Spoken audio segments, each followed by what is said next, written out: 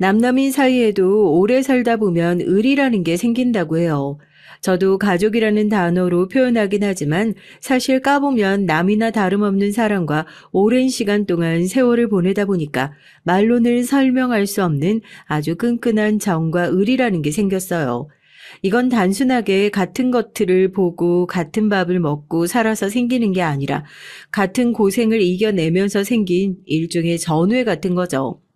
이 설명만 보고 남편에 대한 얘기를 하려나 보다 싶으실 겁니다. 아니요. 제가 오늘 사연을 보내려고 하는 건 저희 시아버지에 관한 얘기예요. 곧 남편의 6주기가 돌아오니까요. 제가 시아버지에게 의리를 지키면서 살아온 지도 벌써 20년 가까이 다 되어가네요.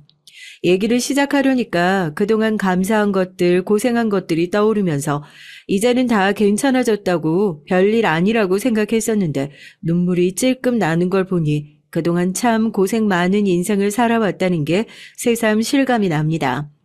남편 없이 혼자 산다는 것이 쉬운 일만은 아닌데 요즘 부쩍 시아버지의 건강마저 좋아지지 않아서 마음이 많이 약해진 모양이에요.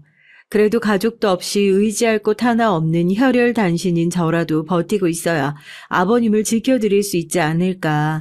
하늘에 있는 남편에게 잘 지켜봐 달라고 기도 올려봅니다. 평생 예쁨을 받는다는 게 뭔지 모르고 살았어요. 그러면서도 늘 사랑을 갈구하면서 살았던 것 같습니다. 저도 엄마도요. 제가 예전에 사연을 읽다가 댓글에 남자에 미친 사람이냐고 뭘 그렇게 남자한테 상처를 받으면서도 남자를 못 만나가지고 안달이냐고 그렇게 호통을 치시는 걸 본 적이 있어요. 그 얘기를 보면서 헛웃음이 나오더라고요. 저희 어머니가 딱 그러셨거든요. 기관 팔자로 따지면 저보다 저희 어머니가 한 수 위셨던 것 같아요. 저희 어머니와 제 친부는 제가 태어나자마자 갈라섰다고 하네요.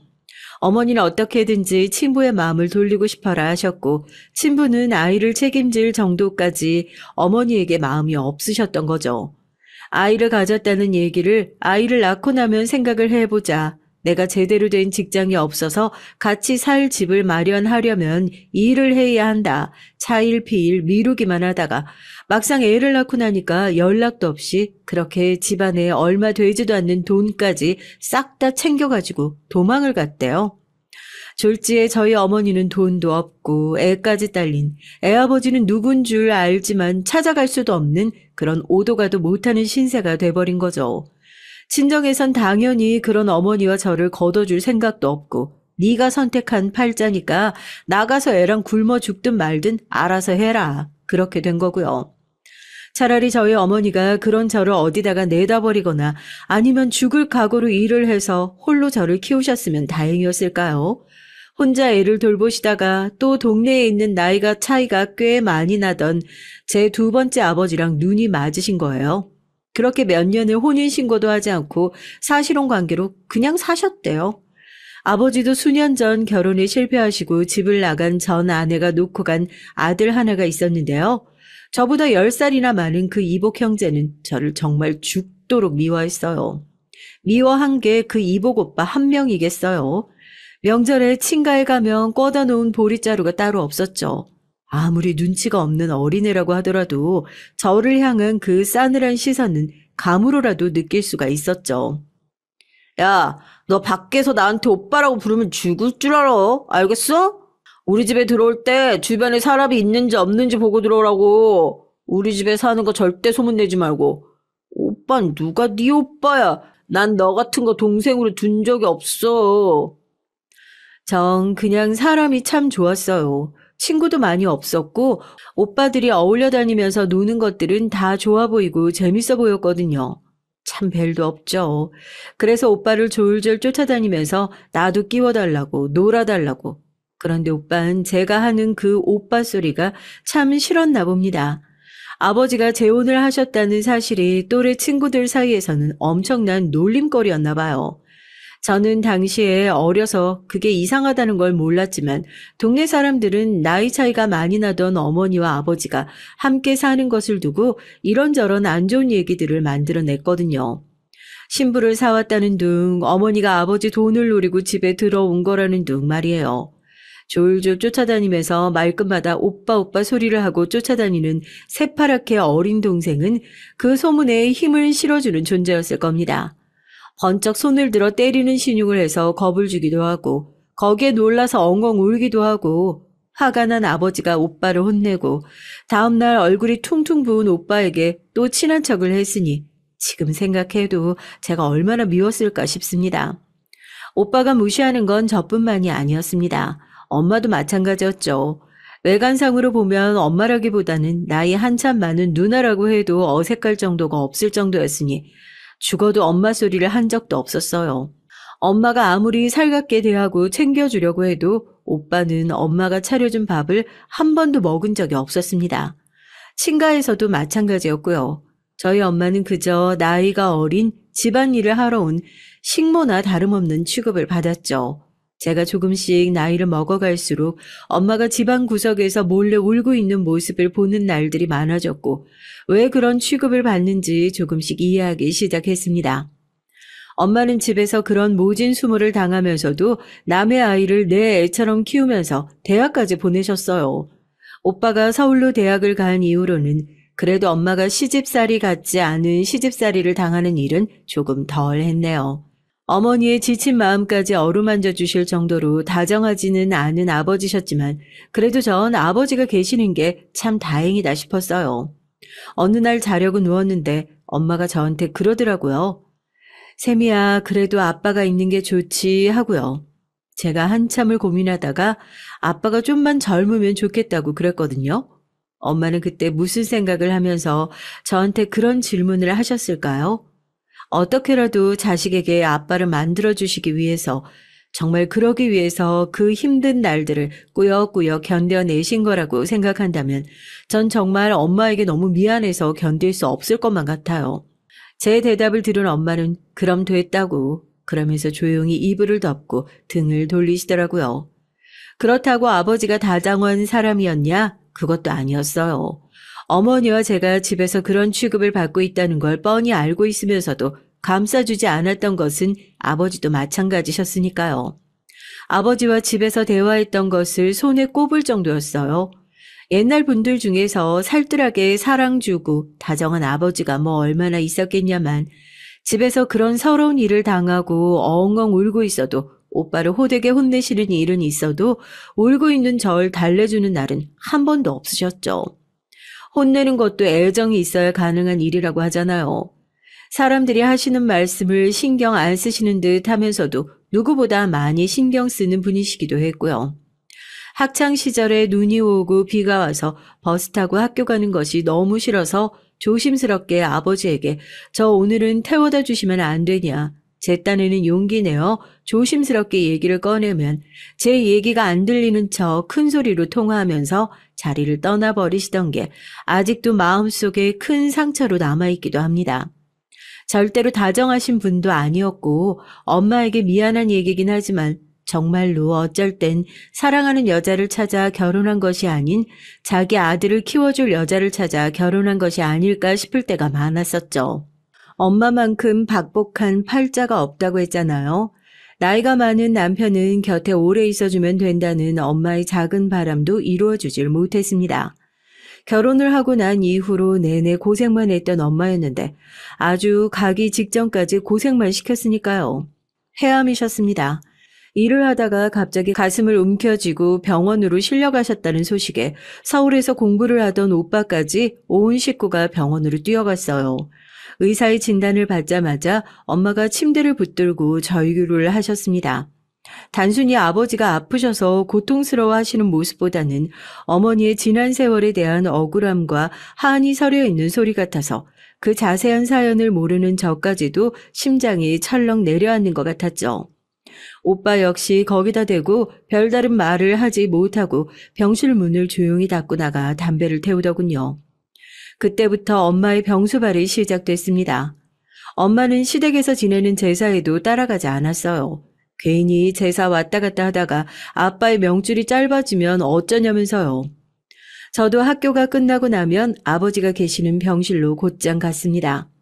엄마가 아무리 지극정성으로 간호를 해도 이미 말기에 가까운 진단을 받으신 아버지의 상태는 쉽게 호전되지 못했고, 어머니는 꼭 환자인 아버지에게 기운을 빼앗기는 것처럼 점점 옆에서 말라가기만 했어요. 오히려 그런 어머니를 지켜보는데 저러다가 어머니까지 잘못되는 게 아닐까 싶어서 걱정이 될 지경이었습니다. 짧게 끝날 줄 알았던 아버지의 투병 생활은 항암 치료를 거듭해서 3년이라는 시간이 흘렀어요. 오죽하면 동네 사람들이 젊은 마누라 다른 남자한테 시집 보내기 싫어서 붙들고 있는 거 아니냐는 소리를 할 정도였으니까요. 제대로 일도 하지 못하고 하염없이 세월만 흘려보내고 있는 엄마를 보면서 안타까워하기를 그렇게 3년째 아버지가 임종을 맞이하셨습니다. 나쁜 마음일 수 있어도 저 속으로 아버지보다는 어머니를 더 소중하게 생각하고 있었던 모양이에요. 어른들이 그렇게 얘기를 하시던 살 사람은 살아야지라는 말이 뼈저리게 와닿더라고요. 눈을 감은 아버지의 손을 꼭 붙들고 눈물 한 방울을 흘리지 않으며 고생했어요, 고생했어요, 잘 가 이제 소리를 읊조리는 어머니의 표정에서 어쩐지 편안함을 보았다면 그건 저만의 착각은 아니었을 겁니다. 아버지가 돌아가신 직후에도 어머니의 삶은 편안하지 않았습니다. 장례식장엔 그동안 콧배기도 내비치지 않았던 친가 식구들이 찾아와서 어떻게 남의 애를 데리고 들어온 여자가 유산을 전부 가져가냐면서 적어도 그 돈은 이 집 핏줄이 가져가는 게 맞는 게 아니겠냐고 장례식에서 핏대를 세웠습니다. 저희 이복 오빠 얘기였죠. 아들이어서 그런지 몰라도 할머니께서 유독 오빠는 싸고 도셨거든요. 어머니와 제가 아버지의 유산을 나눠 가질 생각을 하니 그게 그렇게 억울하셨던 모양입니다. 그동안 어머니께서 옆에서 병수발하고 그 집에서 노예처럼 일을 했던 건 생각도 않고요. 꽃뱀처럼 그 집에서 돈이나 홀랑 빼먹고 나가는 사람 취급을 하니까 기가 막힐 노릇이더라고요. 사람들이라는 게 그렇잖아요. 자극적이고 믿고 싶은 것만 믿고.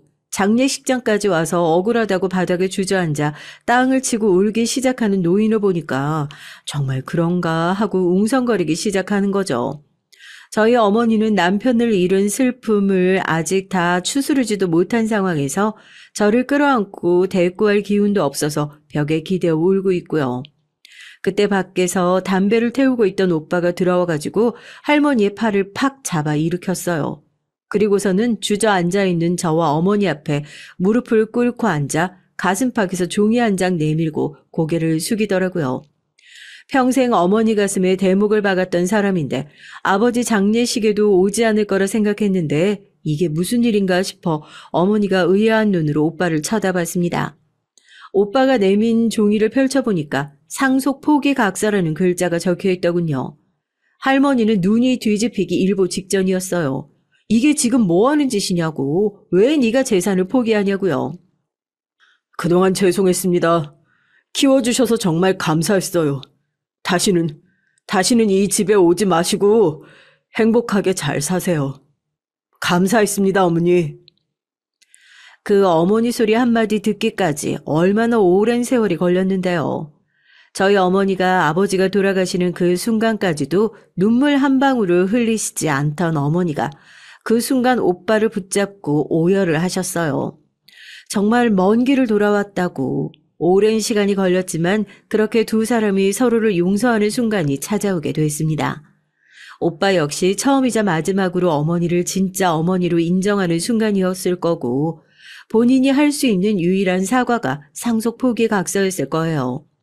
이 집에서 어머니가 계속 있어봤자 불행한 여생을 보낼 것이라는 것을 누구보다 잘 알고 있고 그렇다고 본인 역시 어머니를 평생 어머니로 모실 수 있을 거라는 각오도 없었으니 스스로 타협한 결과가 그것이었겠죠.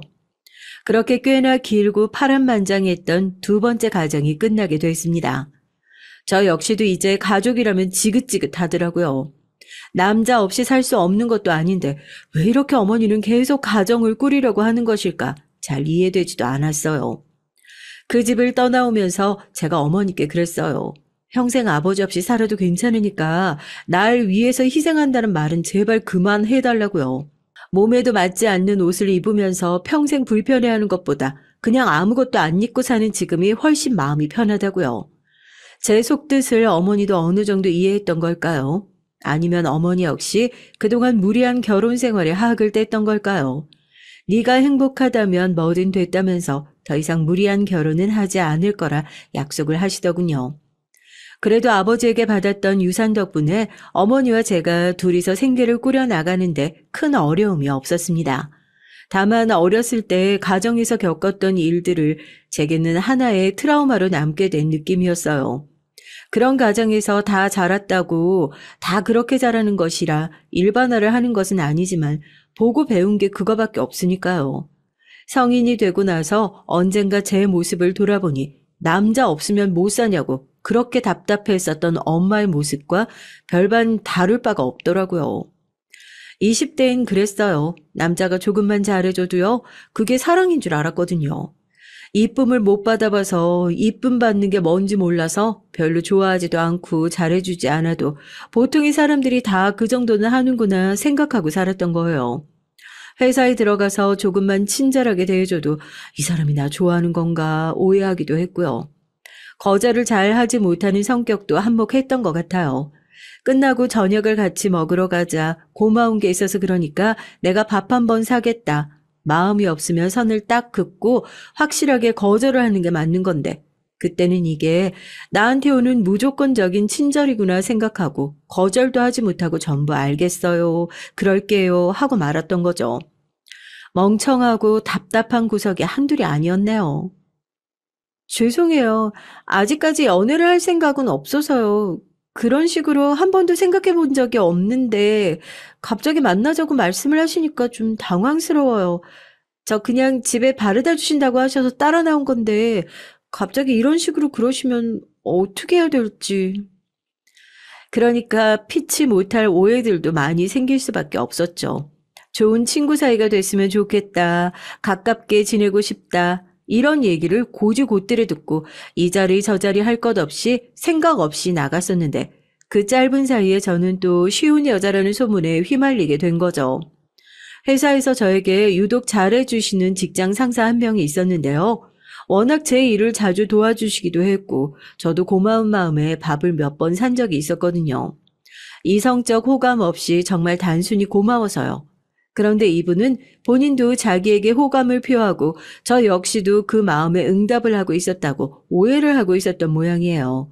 그것뿐만이 아니라 회사 사람들에게 제가 본인을 꼬시고 있다는 식으로 얘기를 하고 다니기까지 했던 거죠. 그래서인지 지나가는 사람들마다 은근히 요즘 만나는 사람 없냐는 식으로 떠보는 이유가 다 그것 때문이었던 겁니다. 그분은 제가 확실히 다 넘어왔다고 생각을 했었는지 단체 회식이 끝나고 같은 방향이니 택시를 타고 저를 바래다 주시겠다고 말씀을 하셨고 도착한 곳은 택시 정류장이 아닌 숙박업소 앞이었습니다.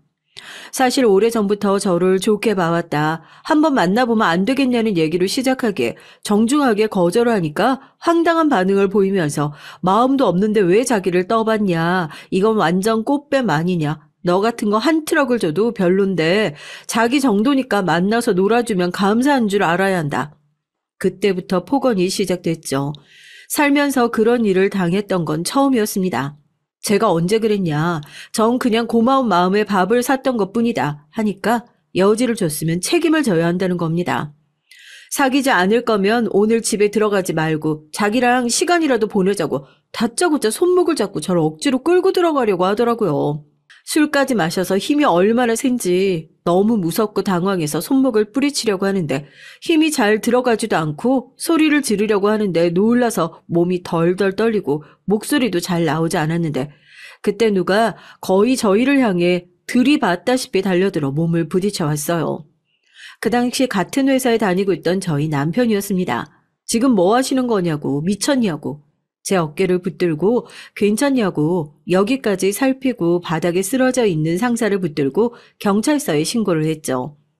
그제서야 긴장이 풀려서 남편의 품에 안겨 엉엉 울기 시작했습니다. 그렇게 진상인 직장 상사는 경찰서에 연행되고 벌벌 떨고 있는 저에게 자기 옷을 벗어주고 자판기에서 커피를 한 잔 뽑아주더라고요. 제가 먼저 여지를 준 거라고 저 같은 거 한 트럭을 줘도 별론데 자기가 놀아준 거라고. 저도 별로인 거 알고 있는데 그래도 정말 그럴 생각까지 없었어요. 그게 무슨 말 같지도 않은 소리예요. 저런 쓰레기 같은 놈들이 하는 말에 휘둘리지 마세요. 착한 게 죄입니까? 별 거지 같은 놈들이 하는 소리에 휘둘리지 마세요. 세미 씨 충분히 사랑받아 마땅한 사람입니다. 착하고 매력 있는 사람이에요. 저도 그래서 좋아하는... 절 구해준 남편은 그렇게 얼결에 고백까지 하고 머쓱해하며 놀란 사람한테 뭔 소리를 하는 건지 방금 건 못 들은 걸로 해달라면서 손사래를 치더군요. 여튼 남편과 전 그 날을 계기로 가까워지게 됐습니다. 연애 생각이 전혀 없던 저였고 그런 일까지 겪었던 것을 알고 있었기에 남편은 제가 최대한 부담스럽지 않게 다가와줬고 굳게 닫혀 있었던 저도 조금씩 마음을 열게 됐어요. 남편을 만나면서 처음으로 사랑받는다는 느낌이 뭔지 알게 됐으니까요. 남들보다 특출나게 예쁘지도 않고 특별할 것도 없는 사람인 제가 항상 최고인 것처럼 당신 인생에서 다시는 못 만날 귀인인 것처럼 대접하는 그 마음에 반해 저도 제 인생에서 절대 없을 결혼이란 단어를 처음으로 떠올리던 차였죠. 결혼을 다짐하게 된 계기는 남편보다는 시아버지가 오히려 결정적이었습니다. 사실 홀어머니를 모시고 살고 있다는 저의 가정 환경이 부끄러운 건 아니었지만 저를 계속 작아지게 만드는 것 중 하나이기도 했어요. 안 그래도 자신감이 없는 저에게 좋지 않은 조건으로 비춰지는 것 같아서 상대방이 절 선택하는데 망설이게 될까봐 떳떳하지 못한 그런 느낌이었죠. 그런데 그런 어머니마저 갑작스럽게 건강이 악화되면서 돌아가시게 됐고 저 완전히 정신줄을 놓아버릴 수밖에 없었어요. 어머니의 장례를 치러야 한다는 핑계로 남편에게 일방적으로 이별 통보를 하고 잘 다니고 있던 멀쩡한 직장에 사직서를 내고 그렇게 어머니의 영정 앞에서 눈물만 뚝뚝 흘리고 있었죠. 어머니의 지인도 하나 오지 않던 쓸쓸한 장례식. 어쩌다가 저와 친하게 지냈던 회사 동료들만 그래도 회사는 다녀야 하지 않냐며 어쩌려고 이러냐는 걱정스러운 얘기만 건네고 가던 상황이었습니다. 그때 장례식장으로 화환이 막 들어오더라고요. 저에게 수령인 서명을 해달라고 종이와 펜을 내미는데 이게 무슨 일인가 싶었죠. 그것뿐인 줄 아세요? 순식간에 장례식장에 얼굴도 모르는 손님들로 가득 차기 시작했습니다. 갑자기 분주하고 시끌벅적해진 장례식장에 정신이 없고 어안이 벙벙한데 그 뒤로 남편과 시어버지가 들어왔어요. 모두 두 사람이 부른 손님이었죠. 며느리가 될 사람 얼굴을 처음 보는 장소가 장례식장이라 마음이 아프지만 또 힘든 일에 챙기는 게 어른된 도리 아니겠어? 이제 우리 식구인데 상심이 얼마나 클 거야. 좋은 곳으로 가셨을 거다. 귀한 딸 주셨으니 감사하고 이제 우리가 잘 보살필 테니 걱정 마시라고 인사 올리러 왔네. 아들한테 얘기 많이 들었어요. 이놈이 자랑한 것보다 훨씬 예쁘구만. 인생에서 가장 혼자 남겨졌다고 생각한 순간에 남편과 아버님은 그렇게 제 인생으로 찾아와 주셨습니다.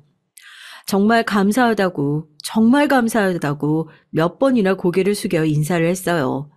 제 인사에 아버님도 같이 눈물을 훔치셨습니다.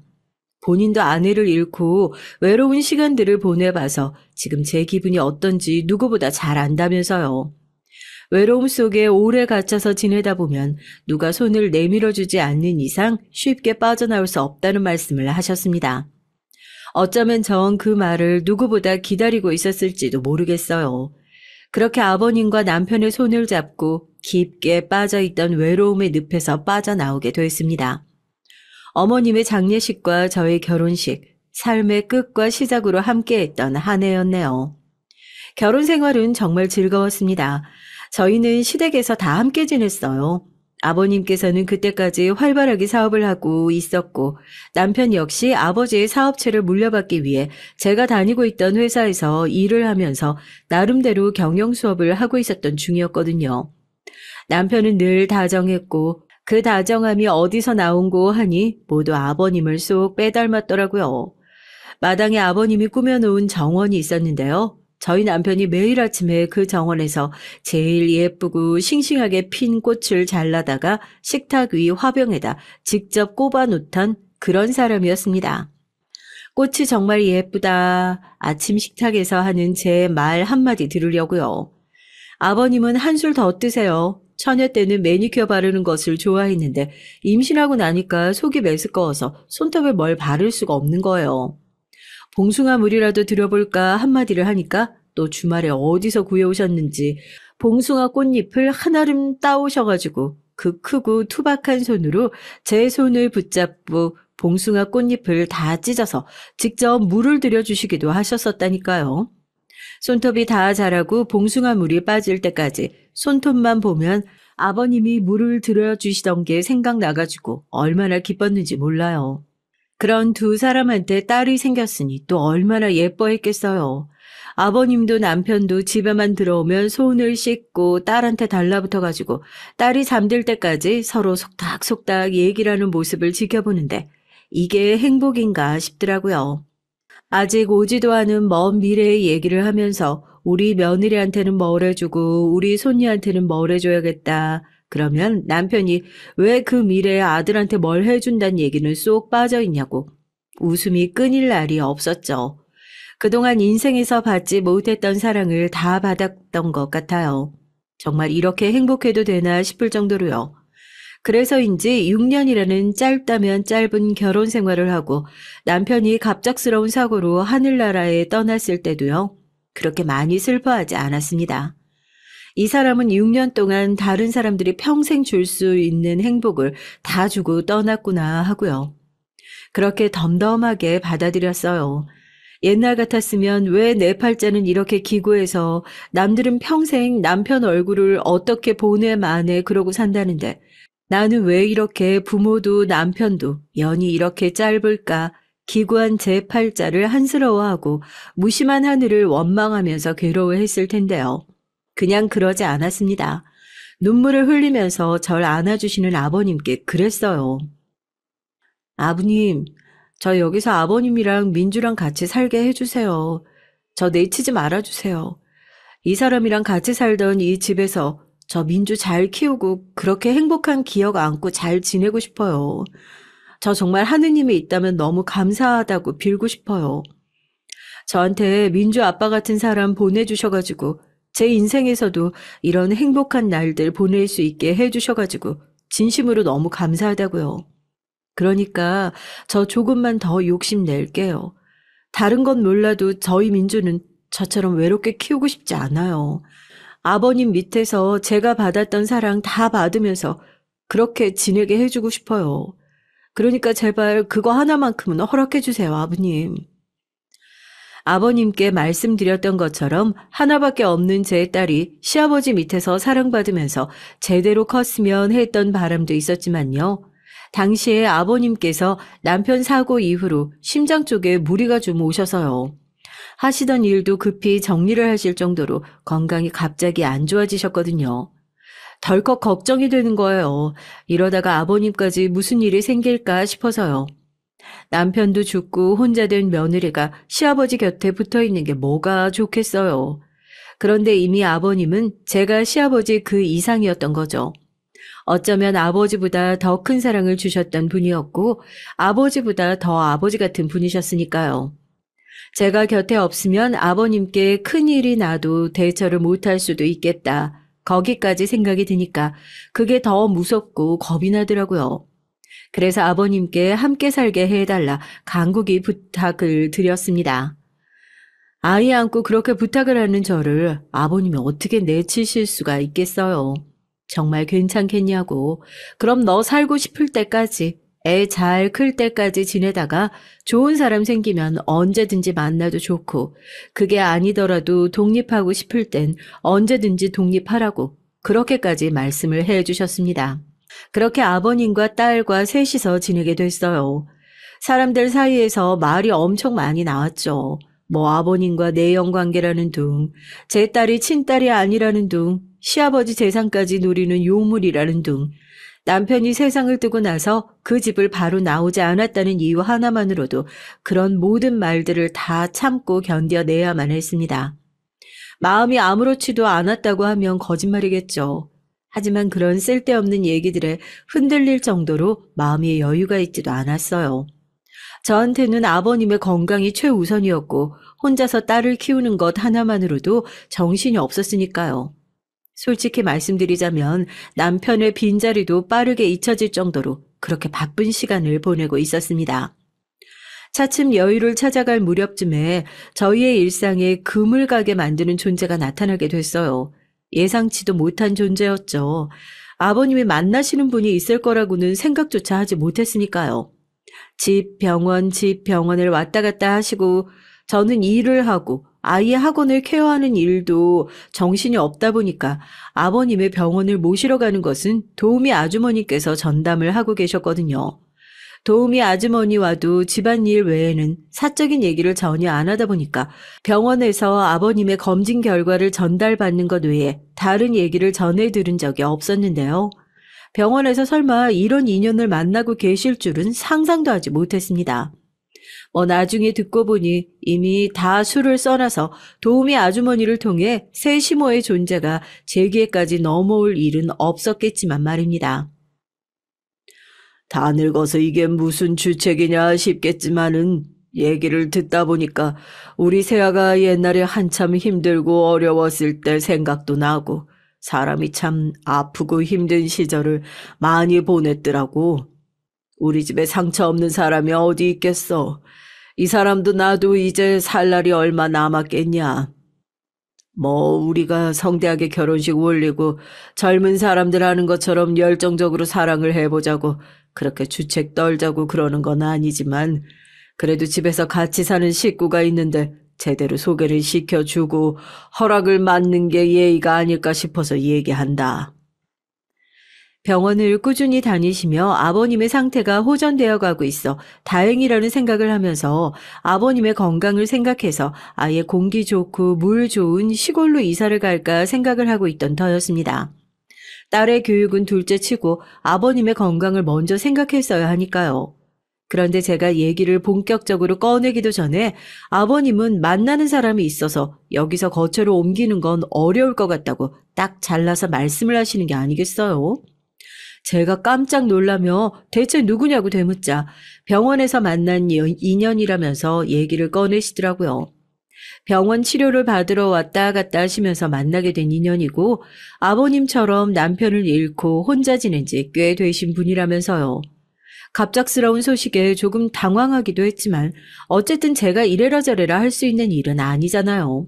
아버님이 좋으시다고 하시고 혼자 지내신 지도 오래됐는데 좋은 인연을 만나셨다면 축하할 일이니까요. 거기다가 오히려 두 분이서 함께 의지하면서 잘 지내신다면 그게 건강에 더 좋은 영향을 미칠 수도 있겠다 싶으니까 제 입장에서는 반대할 일이 전혀 없었죠. 제가 허락하고 말고 할 게 뭐가 있어요. 저랑 민주가 아버님 집에 얹혀 살고 있는 건데요. 오히려 아버님이랑 같이 사시는 분께서 저희를 허락해 주시는 게 맞지 않나 싶어요. 이게 참 웃긴 게요. 여태 같이 안 살아서 그런지 어머님 소리가 쉽게 나오질 않더라고요.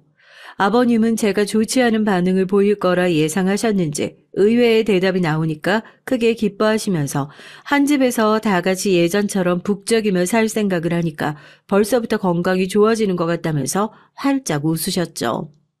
그래, 좋은 게 좋은 거라고 저렇게 좋아하시는데 어떻게 내가 며느리 된 도리로 감히 반대를 하겠냐 생각을 했죠. 아버님 건강 챙기려다가 오히려 제가 뒷목 잡을 일이 많이 생길 거라고는 눈칫밥 먹어가던 어린 시절로 다시 돌아가게 될 거라고는 상상도 하지 못했습니다.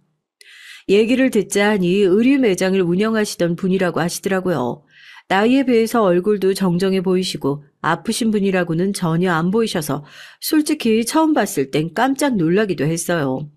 조금 강해 보이는 인상이라고는 생각했었는데 아버님 앞에서는 애교도 많으시고 아버님도 허허 웃으면서 좋아하시는 게 딱 눈에 보이셔서 젊었을 때로 돌아가신 것 같아 보기 좋더라고요. 저도 예의를 갖춰서 인사를 드렸죠.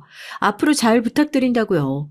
아버님은 다른 분들 앞에서 늘 그렇듯이 새 시모 앞에서도 제 칭찬을 구구절절 하시기 시작했습니다.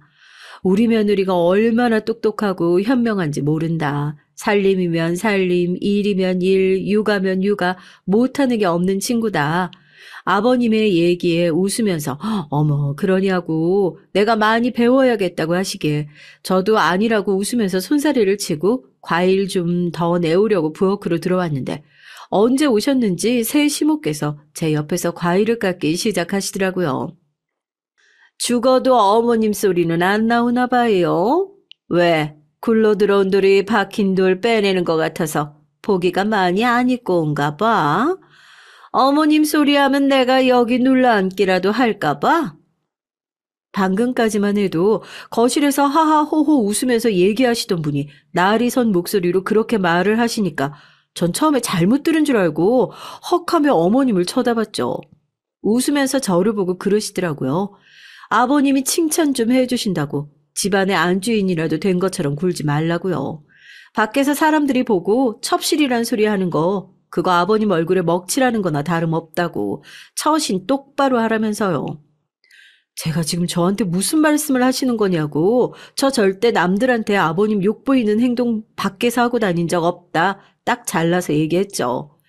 큰 소리가 나는 것 같으니까 아버님이 무슨 일이 있는 거냐고 부엌으로 와보셨고 어머님은 그런 아버님의 등을 밀면서 아무 일도 없다고 새아가가 뭐든 잘한다고 그러니까 말귀도 정말 잘 알아듣는 것 같다면서 뼈 있는 말을 하고 그렇게 나가셨습니다. 그 자리에 못이라도 박힌 것처럼 가만히 서 있었잖아요. 망치로 뒤통수라도 한 대 맞은 것 같더라고요. 우리 집에 아무래도 보통이 아닌 사람이 들어왔구나 싶었습니다. 저렇게 웃으면서 막말을 할 수 있는 사람이라면 무슨 일이든지 할 수 있는 사람이다. 머리에 순간적으로 경광등이 들어온 것 같은 느낌이었어요. 그날부터 새 시모의 연기는 날이 갈수록 뻔뻔해지기 시작했습니다. 아버님을 구워 삶는 솜씨도 보통이 아니었어요. 저야 일을 하러 가야 하고 아이를 돌봐야 하니까 당연히 아버님과 함께하는 시간이 없는 게 당연했고 새 시모는 아버님 곁에 24시간 찰싹 달라붙어서 아무래도 이게 이런 것 같다. 집이 이렇게 돌아가는 것 같다. 자기가 하고 싶은 대로 원하는 대로 입맛대로 아버님을 조종하기 시작했습니다. 집안에 있는 사람들 중에서 자기가 마음에 들지 않는 사람들을 자기한테 함부로 대했다는 둥, 막말을 했다는 둥, 누명을 씌워서 그만두게 하는 건 물론이고 그 자리에 자기가 말을 거짓으로 전해줄 수 있는 사람들을 앉히기 시작했죠. 집에서 오래 일을 하시던 청소 아주머니도 그렇게 일을 관두게 되시고 억울한 마음에 저한테 연락을 하시기도 했고요. 이대로 놔두었다간 다음번에 우리 집에서 잘려나가는 것이 청소 아주머니가 아니라 내가 될 수도 있겠구나 싶어 철렁하더라고요. 안 그래도 그전까지는 그렇게 아버님이 안 보이는 데서만 저를 갈구던 새 시모가 이제는 아버님까지 다 있는 앞에서 새아가는 내가 하는 얘기에 뭐 불만이라도 있는 모양이다. 새아가는 내가 준 선물이 마음에 안 드는 모양이다. 잘 안 들고 다니는 거 보면 같은 있지도 않은 얘기를 만들어내면서 아버님과 제 사이를 이간질 시키려고 하면서 슬슬 본색을 드러내기 시작했으니까요.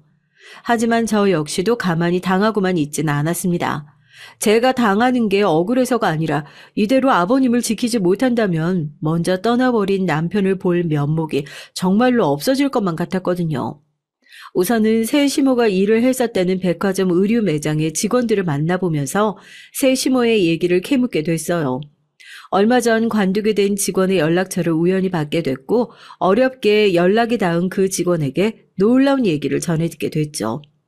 그렇게 직원과 얘기를 마치고 집으로 돌아와 답답한 마음에 커피를 들고 2층 테라스에 올라가려다가 저도 모르게 기둥 뒤로 숨게 됐어요.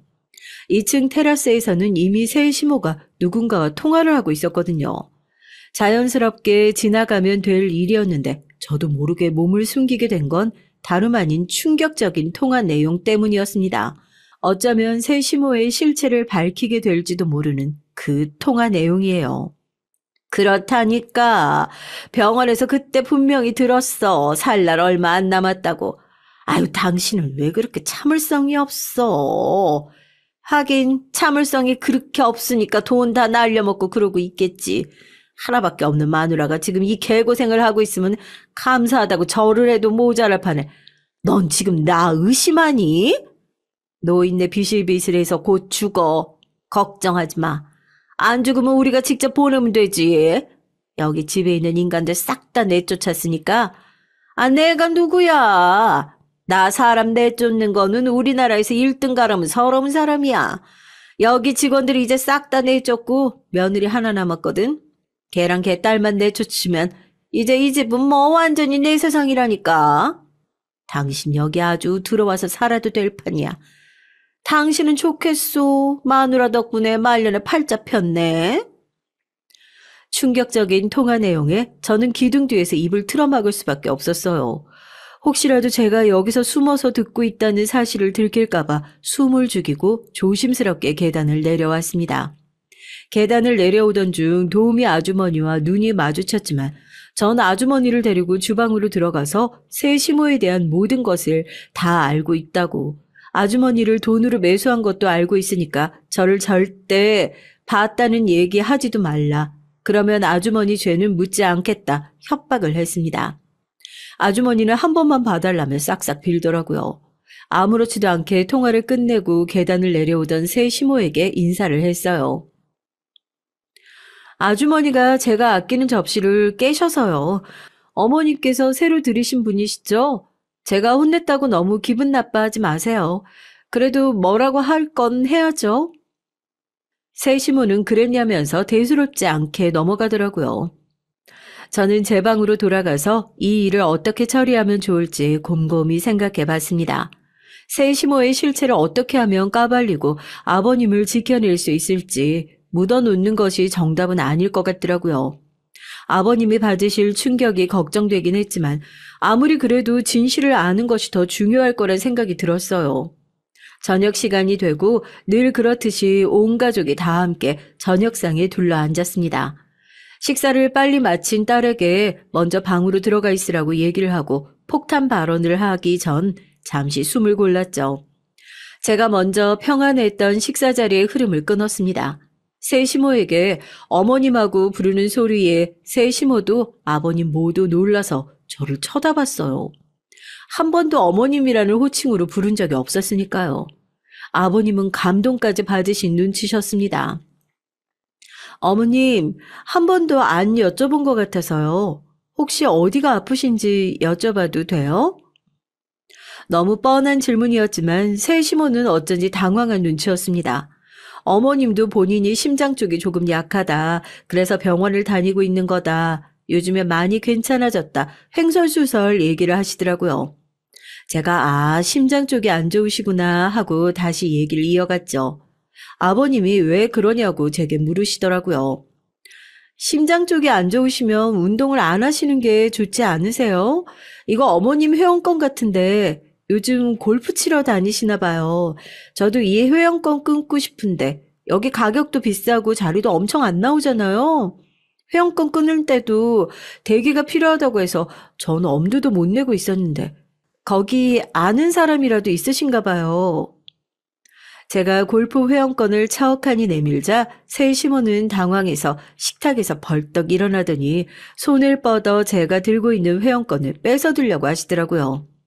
아버님은 그 모습을 보더니 뭔가 잘못된 것을 눈치채신 것 같았습니다. 새 시모는 이제는 그거 자기 회원권 아니라고 발뺌을 했죠. 그래요? 이거 어머님이 일하시던 골프 의류 매장에다 어머님이 직접 맡겨놓고 가신 거라면서요. 집에다 놔두면 가족들한테 걸리니까 거기다 맡겨놓고 옷도 거기서 갈아입고 가시는 거라고. 그래서 제가 오늘 이 골프장에 가봤거든요. 그런데 이 회원권 어머님 혼자 쓰시는 게 아니더라고요. 동반인 우대권이라 정회원 1인에 지정회원 1인 등재가 가능한데 그러면 어머님 지정회원은 당연히 아버님이겠구나 하고 지정회원이 누구냐고 아버님 이름 되니까 골프장 직원이 전혀 모르는 이름이라고 하더라고요. 그래서 아니다. 그럴 리가 없다. 다시 확인해달라고 하니까 왕창식 씨라고 하던데 어머님 그 이름 잘 아시지 않으세요? 그거 어머님이 이혼하셨다고 그러셨던 어머님 전 남편 아니에요? 아니야. 이 미친. 네가 뭘 안다고 짓거리고 있어? 뭘 알긴 뭘 알아.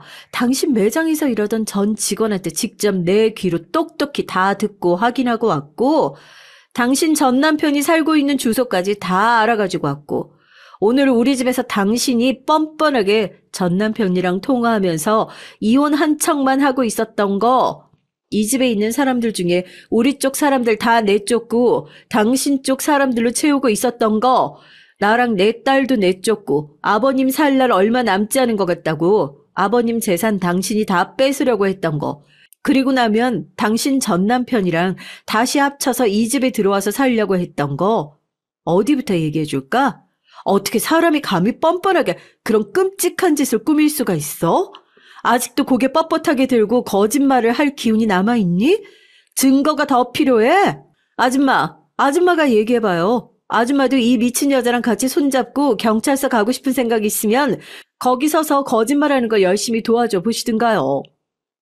제 얘기에 도우미 아주머니는 저희 아버님 앞에 무릎을 털썩 꿇고 앉아 손이 발이 되도록 빌기 시작했습니다. 전부 사모님이 시켰다면서요. 저도 모르는 사실까지 실토하더군요. 사모님 사실 아픈 것도 아니었다. 병원에 모셔다 드리기만 하고 골프장이랑 원래 살던 집으로 다시 모셔다 드렸다. 기사도 돈을 주고 전부 매수했다. 사장님한테 드리는 약도 다른 약으로 바꿔치기 해서 주라고 시켜가지고 그렇게 드렸었다.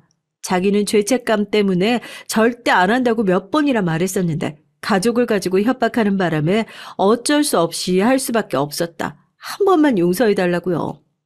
아버님은 얘기를 듣자마자 자리에서 벌떡 일어나 새 시모의 뺨을 세차게 때렸습니다.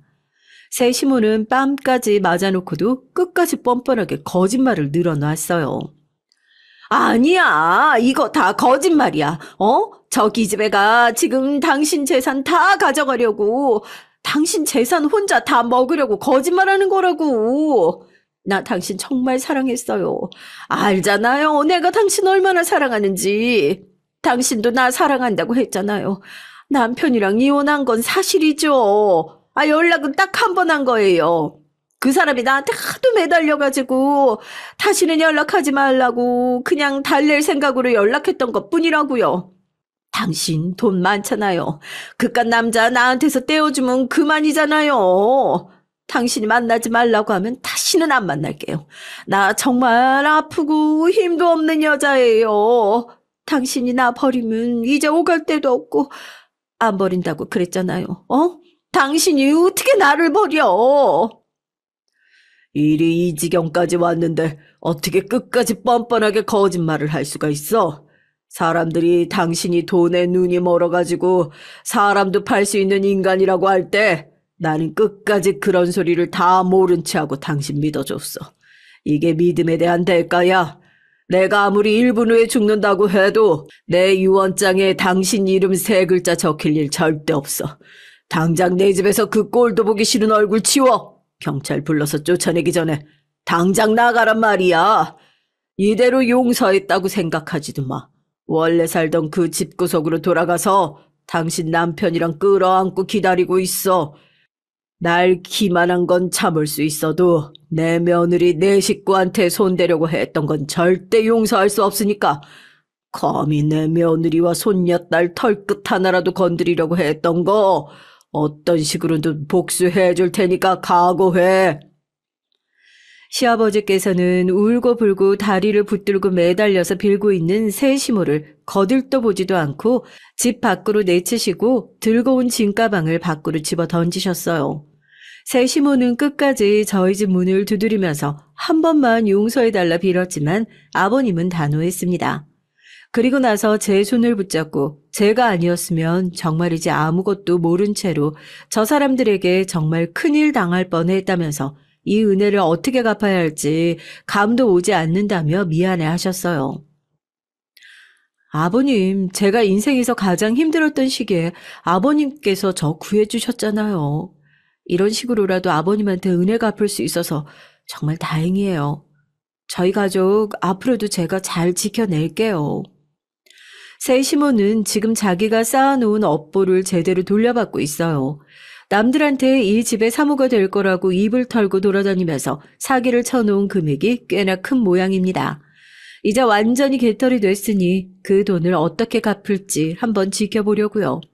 또 빈털터리가 되면 아버님에게 다시금 손을 벌리겠지만 저희 아버님도 다시는 용서해 주실 생각이 없다고 하시니까요. 제대로 죗값을 치를 수 있을지는 끝까지 한번 지켜보려고요. 여러분도 기대해 주세요. 안녕하세요. 저는 30대에 이혼을 하고 홀로서기를 하는 중인 애청자입니다. 톡톡 사연을 보다 보면 친구들이 저에게 하는 말이 있어요. 너 이런 거 보면 시집 또 못 간다. 장난스럽게 하는 말이지만 정 거기에 웃으면서 화답하곤 합니다. 어차피 시집 안 갈 거야. 나 혼자 쭉 이대로 살란다. 네, 전 재혼을 한다거나 할 생각이 아직은 없습니다. 아마 이 생각은 쉽게 변하지 않을 것 같아요. 왜냐하면 제가 겪은 시댁은 정말이지 최악의 시댁이었고, 전 이미 이 사연 채널에 제보하기 전 여러 곳에 제 한탄글을 올렸을 만큼 마음이 많이 지치고 힘들었거든요. 그래서인지 다시 결혼을 해 시댁과 모자란 남편을 감당하고 싶지 않아요. 그럼 이제 제 얘기가 궁금하실 테니까 하나씩 차분히 들려드릴게요. 끝까지 들어주시고 응원의 댓글도 남겨주시면 감사하겠습니다. 여러분들은 취미 활동이 있으신가요? 전 회사 생활을 하면서 일에만 치여 사는 타입이었어요. 요즘 말로 워커홀릭이라고 하죠. 연애나 취미 이런 것엔 딱히 관심 두지 않고 제 일만 하며 사는 게 전 가장 즐겁고 행복했습니다. 그런데 그렇게 20대를 걸쳐 30대 중반에 오니까 주변에서 더 초조해 하더라고요. 특히 저희 아빠가 심하셨어요. 딸, 우리 딸이 결혼 안 하겠다는 독신주의자인 거 아는데 아빠는 좀 그래? 우리 딸 이쁘고 똑똑한 여자가 시집을 안 가고 이러는 거 안타까워서 그래. 우리 딸 정도면 줄 설 남자들이 수두룩빽빽일 텐데 말이야. 아빠 너무 아쉽다.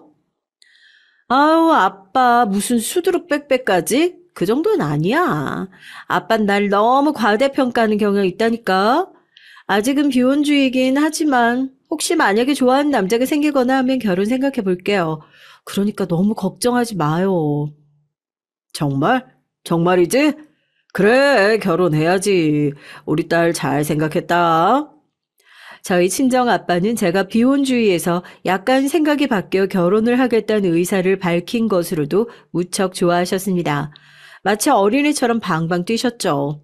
그도 그럴 것이 저희 친정 아빠와 저는 무척 관계가 끈끈한 사이였거든요.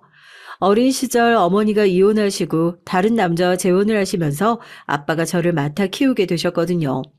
어머니와는 1년에 한 번 연락할까 말까 사이로 지냈고요. 사실상 어머니는 저를 버린 거나 다름이 없었어요. 어쩌다 연락하면 연락은 네 아빠 통해해라 라고 차갑게 말씀하시던 분이었죠. 아마 다른 아이들이었다면 방황도 했을 거고 힘들었을 테지만 전 뭐 아낌없이 제게 사랑을 주시려는 아빠 덕분에 학교 생활도 무사히 잘 마쳤고 어머니에 대한 원망도 별로 듣지 않았습니다. 저희 친정 아빠로 말할 것 같으면 체격은 우락부락하신데 속은 한없이 순둥이이신 그런 스타일이세요. 겉모습만 보면 약간 무섭다는 인상이 강해서 친구들도 처음엔 저희 아빠를 어려워했는데 나중엔 모두 아빠를 아저씨라 곧잘 부르며 거리낌 없이 대했죠. 그리고 아빠는 사람을 표현하시는 데 있어서도 아낌없이 하시는 편이었어요. 보통의 아빠들이랑은 다른 점이었죠. 그래서 친구들이 저를 많이 부러워하곤 했습니다. 우리 민주는 아빠한테 있어서 보물 1호야. 아빠가 얼마나 우리 딸을 믿고 사랑하는지 알지? 아우, 아빠 참 그런 끈적거리는 말 그만해. 나 부끄러워 죽겠어. 아빠도 오늘도 동네 아줌마한테 갑자기 내 자랑하고 그랬다며? 공부 잘한다 소리 못하러 해? 그렇다고 내가 무슨 서울대 갈 성적도 아닌데. 서울대까진 아니어도 명문대 갈 실력인데 그 정도면 동네방네 떠들어 제껴야지. 우리 딸은 성적 순위도 손가락 5개 밖으로 넘어간 적이 없는데 아빠는 민준어 대학 가면 플랜카드라도 걸고 싶은 심정이야. 그 말을 절대 그러지 말라며 반색했지만 저도 슬그머니 웃고 있었어요. 아빠는 제게 큰 지지대였고 인생을 살아가는 데 있어서 나침반과 같은 분이셨죠. 또 저를 키우기 위해 시골에서 올라와 서울에 정착하기까지 그 숱한 고생을 하시고 그러면서도 힘들다는 티 한 번 내지 않으신 안쓰러운 분이었죠. 그러니 그런 제가 결혼을 하지 않고 노처녀로 지낸다는 건 아빠에게 퍽 받아들이기 힘든 사실이었을 겁니다. 그러던 어느 날 아빠가 은근슬쩍 자신의 지인에게 소개받은 남자가 한 명 있다면서 만나보지 않겠냐 권유를 해왔어요. 솔직히 마음은 거절이었는데 아빠의 말이니까 들어주는 신용이라도 해야겠다는 생각이 들더라고요. 우리 딸 오늘 너무 긴장하지 말고 파이팅해. 아빠가 듣기로는 사람이 성실하고 인성도 괜찮다고 하더라. 건너 지인이라 잘 모르겠지만 아무튼 조건보단 인성이 중요하니까 민준이가 잘 봐봐. 알았지? 마음에 안 들면 걷어차 버리고. 아빠는 소개팅 자리 전까지 제게 전화를 걸어서 화이팅 구호를 넣으셨는데요. 저와 그 남자가 이어지길 바라는 그 간절한 마음이 약간 부담되는 것도 사실이었죠. 그래도 아빠를 생각해서 억지로 나간 자리였습니다. 그런데 여기서 이렇게 인연이 이어질 줄은 상상도 못했죠.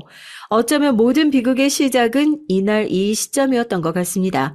전 남편과 첫 만남 자리에서 전 첫눈에 반했던 말이 뭔지 알게 됐고 전 남편 역시 제게 똑같은 감정을 느꼈습니다. 거기다 둘 다 비혼주의를 지향했었다는 점도 같았어요. 여러 분모에서 공통점이 많다 보니까 감정이 커지는 건 순식간이더라고요. 난 솔직히 민주 너로 이렇게까지 사랑하게 될지 몰랐어. 그 자린 나도 우리 엄마 독촉 때문에 나간 자리였으니까. 사실 난 그냥 한 기업의 연구원이고 평범한 직장인인데 어떻게 보면 너라는 멋진 사람을 알게 되고 사귀고 우리가 결혼을 앞두고 있다는 게 믿기지가 않아. 아유, 우리 오빠 말 이쁘게 하는데 뭐 있다니까? 오빠가 그렇게 생각해주니까 고마워. 난 우리가 직업도 비슷하고 가치관도 비슷하니 잘 살 거라고 생각해. 그 누구보다 우리 얼른 결혼해서 아이 계획 갖고 행복하게 살자. 누구나 그렇겠지만 첫 시작은 화기애애 그 자체였죠.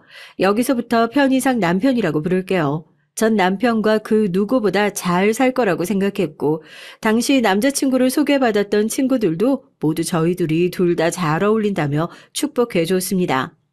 그리고 무엇보다 저를 세상에서 가장 애지중지하는 친정아빠. 아빠는 남편을 보자마자 손을 꼭 붙들고 저를 잘 부탁한다고 말씀하셨어요. 그런데 저희 친정아빠가 남편에게 호감을 느꼈던 것과는 반대로 시댁은 약간 분위기가 달랐는데요. 부정적인 쪽이었답니다. 일단 시어머니 쪽은 깐깐하신 편이었고 남편보다 7살 위였던 시누이는 밉상인 스타일이었어요. 눈치가 별로 없고 아무 말이나 막 내뱉는 그런 스타일이요. 시댁 부모님을 처음 뵙는 그날 모두의 성격이 파악됐습니다. 어머나, 엄마, 나는 주연이가 도대체 누굴 데려올까나 늘 궁금했는데 어떻게 지랑 똑같은 범생이를 데려오냐? 난 이것도 웃기고 신기한 것 같아. 아, 예비 올게 기분 나쁘라고 한 말 아니에요. 그냥 난 신기하다는 거지. 둘이 똑같이 안경 쓰고 저러고 앉아있으니까 무슨 1+1 같다. 뭘 똑같니? 똑같긴. 우리 애 학벌이 더 윈데. 너는 말 조심해라. 엄마, 갑자기 무슨 학벌 얘기예요? 이 사람이 저보다 더 좋은 회사에서 연구직으로 일하고 있는데요. 그런 말 그만하세요. 불편해요. 어머, 제 아내 될 사람이라고 벌써부터 싸고 도는 것 좀 봐. 세상에 얘한테 이런 구석이 있었어? 아유, 참 웃긴다, 웃겨. 지 눈 하나 잘 챙겨줄 것이지. 아무튼 우리 주원이 착하고 심성 바른 애라는 건 만나봐서 알죠? 잘 부탁해요. 워낙 순해서 손 갈 데 없는 애긴 하지만 내가 얘랑 나이 차이가 많이 나서 어렸을 땐 막 엄마처럼 키우곤 했거든. 아, 네, 주연 씨에게 형님 얘기 많이 들었어요. 저도 잘 부탁드려요. 이때 표정 관리 무진하려고 애썼는데 잘 되지가 않았습니다. 이미 기분이 상할 대로 상해 있었으니까요. 남편의 누나라는 사람은 뭐가 웃긴지 혼자 계속 까르르 까르르거리며 자기 동생한테 잘하라는 둥 그런 소리만 나불대고 있고 시어머니는 저를 약간 노려보는 눈길로 탐색 중이었습니다. 눈길이 얼마나 강한지 제 옷이 곧 뚫릴 것 같더군요. 아들이 좋아하는 여자고 하니까 딱히 제재를 걸진 않으셨던 것 같지만 표정을 보아하니 제가 눈에 차지 않는 며느리인 게 분명했어요. 참고로 시아버지인 시어머니의 눈치를 계속 보시는 것이 이 집안의 주도권이 시어머니에게 있는 게 확실했습니다. 시어머니가 무슨 말씀을 하시건 눈치만 보셨으니까요. 그러다 나중에 시어머니와 단둘이 있는 시간이 됐을 땐 남편을 통해 시어머니께서 다이어트 중이란 얘기를 듣고 전 나름대로 적절한 화제를 꺼냈었는데요. 요즘 스테비아 커피 믹스라고 해서 설탕이 들어가지 않은 커피 얘기를 일부러 꺼낸 거예요. 정적이 불편하기도 하고 무슨 얘기라도 해야 할 것 같아서요. 아, 왜? 아, 갑자기 그런 얘기를 왜 꺼내니? 내가 뚱뚱한 것 같아? 네? 아니요, 전 그게 아니고 주원 씨한테 어머님께서 요즘 다이어트 중이라고 들어서요. 혹시 모른다면 소개해드리려고 말 꺼낸 건데 기분 상하셨다면 죄송해요. 그걸 변명이라고. 좀 기분이 그렇구나. 내가 뭐 다이어트인지 머시기인지를 한다고 해서 그런 말을 해버리면 살 빼라는 말밖에 더 되니? 어른한테 처음 인사 오른 자리에서 별로 적절하지 않은 말 같은데? 네? 아, 근데 나쁜 뜻으로 말한 게 아니고, 아유, 됐다. 조심해서 가라. 여보, 나는 머리가 아파서 방에 누워 있을게요. 밥은 당신이 알아서 차려 먹든가 해요. 그러고선 방 안으로 갑자기 들어가 버리시는 시어머니의 뒷모습에 무척 당황했습니다. 아니, 솔직히 제가 뭘 그렇게 잘못했나요? 이건 어떻게 느꼈냐면 마치 제 흠을 잡고 싶었던 시어머니가 먹이를 낚아채듯 괜한 꼬투리를 잡는 것처럼 느껴졌어요. 왜냐하면 기분이 나쁠 만한 구석이 하나도 없는 말이었으니까요. 아, 내 시집살이 왠지 쉽지 않겠구나 생각이 들었습니다. 저기, 아까 엄마와 있었던 일 많이 당황했지? 우리 엄마가 왜 그랬는지 나도 모르겠다. 근데 걱정하지 마. 결혼하고 나서 별로 만날 일도 없을 거고. 사실상 말만 가족이지. 우린 우리끼리 사는 거니까 신경 안 써도 돼. 정말이지? 그럼 자기만 믿을게. 이런 일 있으면 오빠가 중재를 해줘야 돼. 남자들이 결혼 생활할 때 제일 잘해야 되는 게 중재하는 거인 거 알지? 솔직히 난 시어머니 성격 맞출 자신 없어. 유독 나한테만 퍽퍽하게 대하시고. 나 솔직히 당신 어머니 무서워. 알았어. 걱정하지 마. 내가 다 알아서 책임질게. 나만 믿어. 하지만 다 책임진다던 남편의 말은 참으로 힘이 없었네요. 불길한 예감은 그대로 들어맞고 말았습니다. 신혼여행을 갔다 오고 얼마 안 되었을 때 사건이 터졌는데요. 바로 신우이가 그 사건의 주역이었습니다. 신우이는 40이 넘도록 시집을 가지 못한 노처녀였는데요. 물론 결혼할 뻔한 남자가 있었다고는 해요. 본인 말로는 의사에 아주 잘 나가는 집안의 자제분이었다고 하는데 어디까지나 신우이 말이니 믿을 수는 없었고요. 그런데 그런 신우이가 갑자기 결혼을 하겠다면서 남자친구를 만들어 데리고 왔는데 한눈에 봐도 약간 껄렁한 이미지에 질이 그닥 좋아 보이는 사람은 아니었어요. 문신샵을 운영하는 사람이라고 하는데 그래서인지 온몸에 문신이 도배되어 있고 중간중간 자기도 모르게 욕이 튀어나오는데 보기에 별로 좋지 않았습니다. 그래도 어쨌건 가족이 될 사이니까 최대한 예의를 갖추며 분위기를 맞췄죠. 신우이도 시집 간다는 생각에 한껏 들떠 있는 것 같더라고요. 엄마, 나 우리 자기랑 결혼할 거니까 잘해줘야 돼. 남동생만 이뻐하지 말고 우리 자기한테도 잘해줘. 아빠도, 알겠지? 아, 그리고 여기는 우리 올케. 아, 네, 안녕하세요. 말씀 많이 들었습니다. 네, 안녕하세요. 분명 어떤 사건이랄 게 없었던 분위기로 마무리가 된 자리였어요. 그런데 사건은 그 다음에 일어났습니다. 신우이가 제 표정을 지적하고 나서는 거예요. 올케, 뭐 불만 있어? 뭐가요? 아니, 왜 우리 그이한테 표정이 그런 식이야? 저는 결단코 예의를 지키지 않은 적도 없었고 말조차 섞은 적이 거의 없었어요. 그랬기에 황당했죠. 남편도 이를 지적하고 나섰지만 오히려 신우이는 당당하게 나오더라고요. 자기가 데려온 남자가 직업도 변변치 않고 돈도 못 벌 것 같으니까 무시하는 거 아니냐고요. 형님, 그게 대체 무슨 말씀이세요? 제가 왜 그러겠어요? 모르지. 올케는 대기업 연구원이고 자기 입으로도 좋은 학교 나왔다고 떠벌리고 다니니까 사람 무시하기 딱 좋잖아? 제가 언제 사람을 무시했다고, 아니, 언제 떠벌렸다고 그래요? 저 그런 적 없어요. 억울하네요.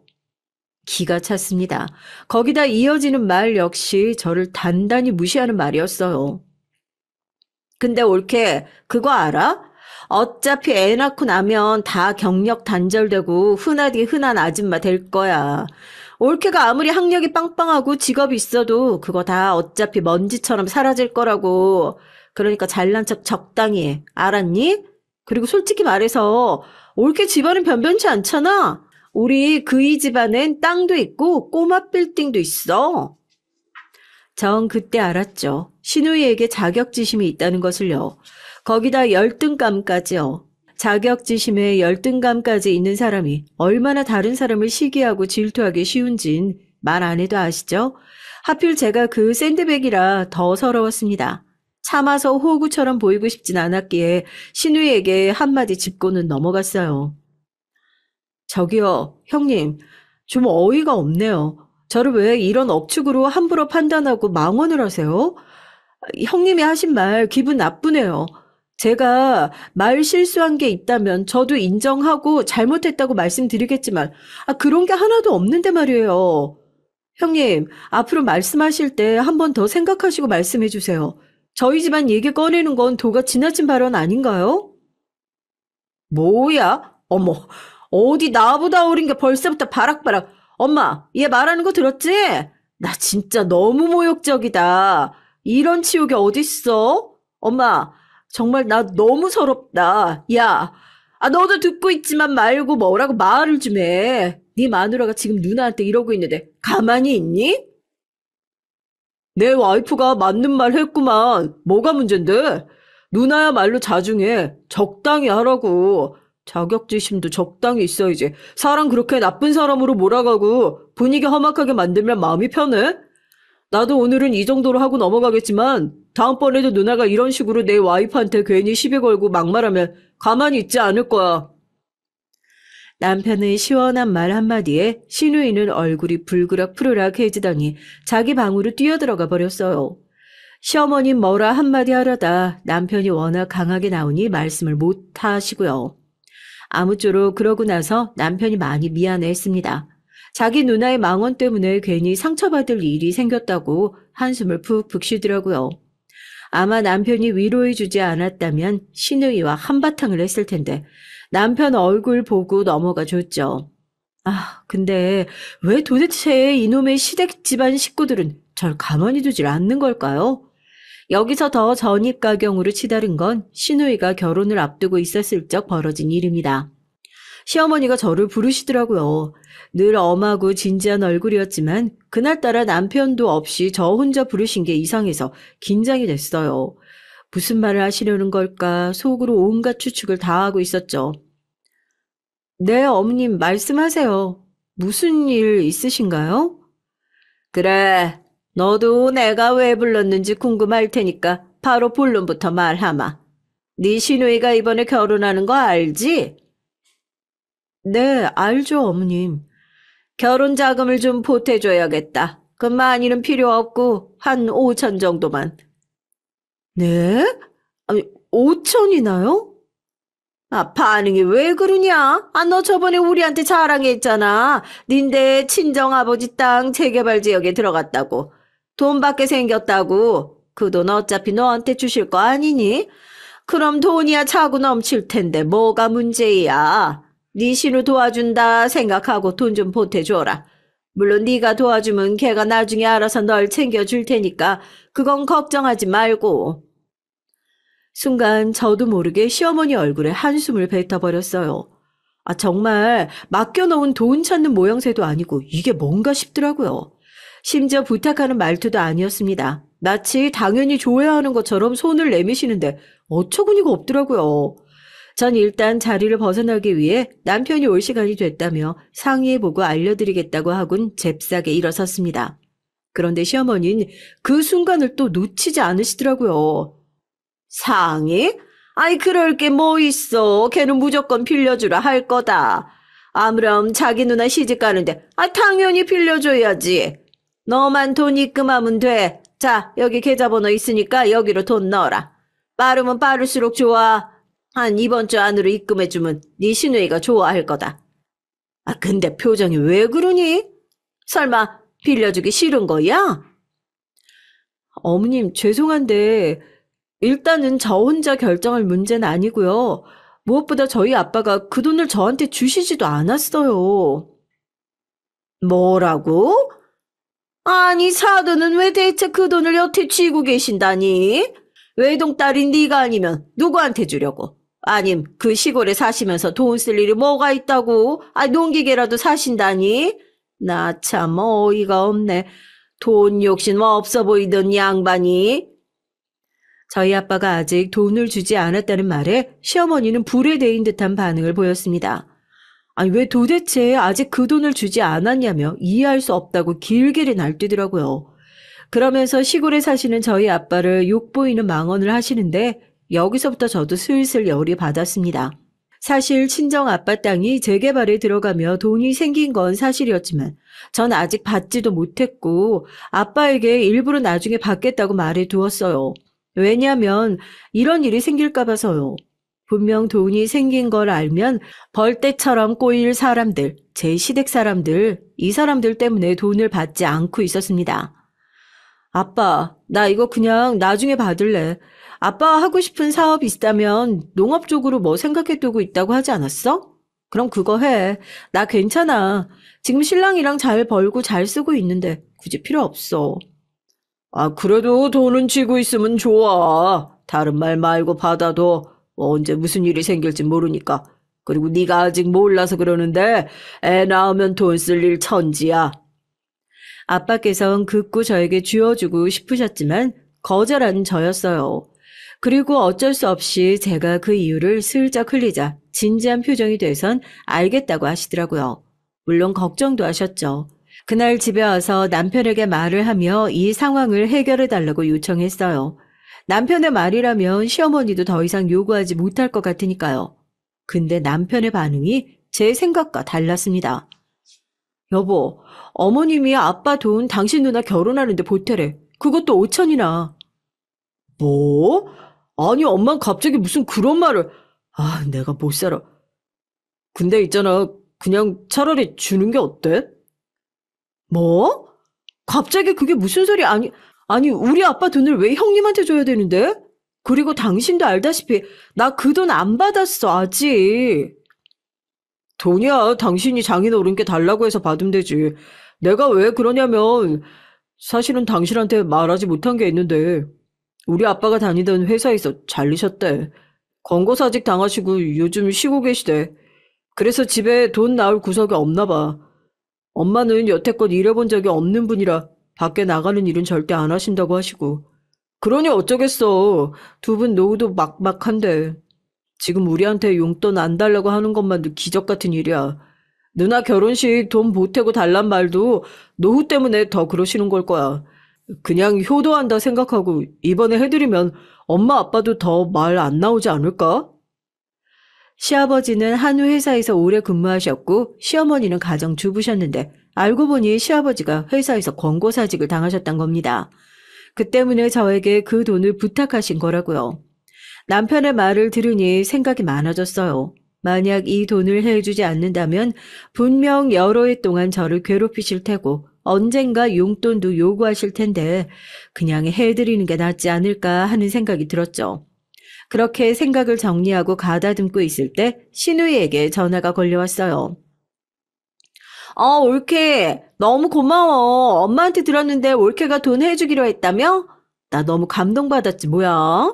우리 올케가 이렇게 마음이 넓고 넉넉한 사람인지 몰랐네. 알았다면 진즉 잘해줬을 텐데. 아무튼 올케, 내가 너무 고맙고 사랑해. 가족 좋다는 걸 이럴 때 느끼네.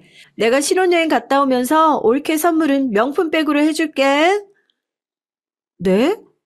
형님, 그게 무슨 말씀이세요? 제가 돈을 드리기로 했다고요? 당황한 저에게 신우이는 자기 말만 늘어놓더라고요. 방금 시어머니한테 연락을 받았다면서요. 이게 어떻게 된 일인가 혼란스러워할 때 문득 남편이 떠올랐고 전화를 해서 물어보자 남편은 순순히 고백을 해왔습니다. 아니 그걸 왜 내 상의도 없이 당신이 멋대로 결정해? 그럼 안 되는 거 아니야? 미안. 난 당신도 내 의견에 동의하는 줄 알았는데 아니었나? 아무 말 없길래 그런 건 줄 알았지. 정말 남편이 이토록 원망스럽고 싫었던 적은 결혼 생활을 하면서 이때가 처음이었어요. 왜 그걸 제 상의 없이 자신이 결정한 것인지, 그것도 제 돈도 아닌 아빠 돈을 말이죠. 전 다시 시어머니에게 전화를 걸어 그 돈은 못 드리겠다고 정확히 못을 박아야겠다고 다짐했어요. 그런데 여기서 남편이 못마땅한 목소리로 그러더군요. 장인어른도 동의하셨어. 우리 집이 이른데 흔쾌히 주시겠다고 하더라고. 뭐? 당신 우리 아빠한테까지 말한 거야, 이걸? 여기서 전 한 번 더 개거품을 물고 쓰러질 뻔했습니다. 아무리 그래도 그렇지 어떻게 저희 아빠한테까지 말할 수가 있나요?